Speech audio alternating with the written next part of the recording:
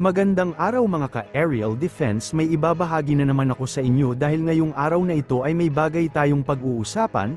HIMARS at artillery pinaputok sa Palawan na tapat ng West Philippine Sea, pero bago tayo magpatuloy huwag mo muna kalimutan mag-like, share, and subscribe.